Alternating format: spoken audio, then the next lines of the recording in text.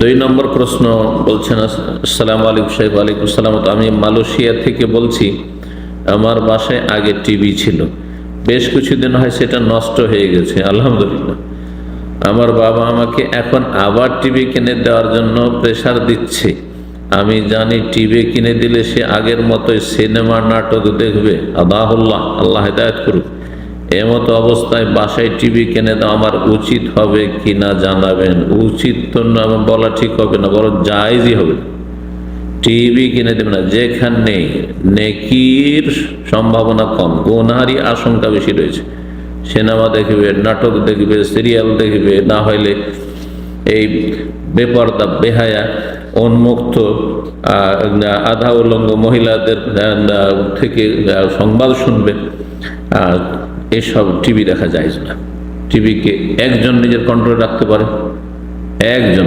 এই না যে আমি যখন থাকি তখন বাচ্চারা টিভি দেখে না, কিন্তু আমি যখন বাইরে থাকি, দিনের 10 ঘন্টা 12 ঘন্টা 14 ঘন্টা অনেকে বাইরে থাকে, তখন ফ্রি ছেলেমেয়েরা। বাবা আসলে বাবা খুব ধার্মিক, সতর্ক, সাবধানে। এইরকম পরিবার অনেক আছে। আর খুব সুধারণা রাখে নিজের ছেলে মেয়েদের সম্পর্কে। বাড়িতে টিভি রেখেছে, ছেলে মেয়েরা বরবাদ হয়েছে, তাদের আখলাক চরিত্র বরবাদ হয়ে গেছে, লেখাপড়া নষ্ট হয়ে গেছে। ঠিক, ভালো মানুষ, পরেশগার মানুষ, এবং যারা ছেলে মেয়ে সত্যি মানুষ করতে চায়, পড়াতে চায়, তারা টিভি বাড়িতে রাখবে না, এবং বেলাগাম মোবাইল ছেলে মেয়েদের হাতে ছেড়ে দেবে না। আল্লাহ হেফাজত করুন। তো আপনার বাবাকে, আপনার বাবার কথায় টিভি কিনে দেওয়া মোটেই জায়েজ নয়, গুনহার কাজ। আপনার বাবা যা চাইছেন সেটিও গুনহার কাজ। তার তলব পুরা করা এবং এই ক্ষেত্রে বাবার আনুগত্য করা জায়েজ নয়, তার নাফরমানি করা ফরজ। জি, বিরুদ্ধাচরণ করা ফরজ।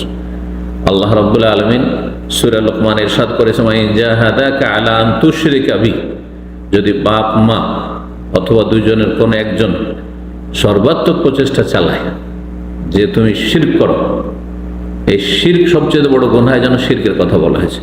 তুমি নামাজ পড়িও না, তুমি দাড়ি রাখিও না, তুমি টাকনার উপর কাপড় পরবে না, তুমি হারাম কাজ করো, তুমি অমুকের সাথে মারামারি, অমুককে মেরে আসো, অমুকের ঘরে চুরি করে এসো, ডাকাতি করে এসো, যে কোনো অন্যায় কাজ করুক না কেন, অন্যায় কাজের যদি নির্দেশ দেয়, মালাইসা লাকা বিহি ইলম, যার তোমার কাছে শরীয়তে কোনো জ্ঞান নেই, মানে শরীয়ত তার কোনো দলিল নেই, বৈধতা, ইসলামে সেটা জায়েজ নাই।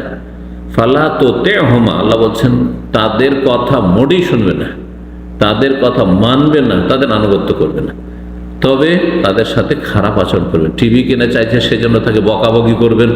হুঁশ নেই, বুড়া হয়ে গেলেন, বুড়ো হইলেন না ভেড়া হইলেন, এরকম ভাষা অনেকে বলে বাপকে। না, মোটেই না। দিনের দিন বুড়ো হচ্ছেন, বয়স হচ্ছে, আর আরো হয়ে যাচ্ছেন না, এভাবে ধমক দিয়ে কথা বলে জায়েজ নয়, যতই খারাপ হোক না কেন বাপ মা।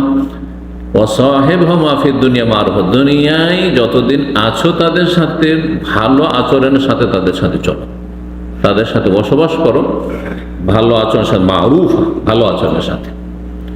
আর তারপরে আল্লাহ যদি হেদায়েত করেন, দোয়া করেন, তাহলে তো সেও সফল, আপনিও সফল। আর যদি হেদায়েত না হয় তো নিজের বোঝা নিজে উঠাক আপনার বাবা।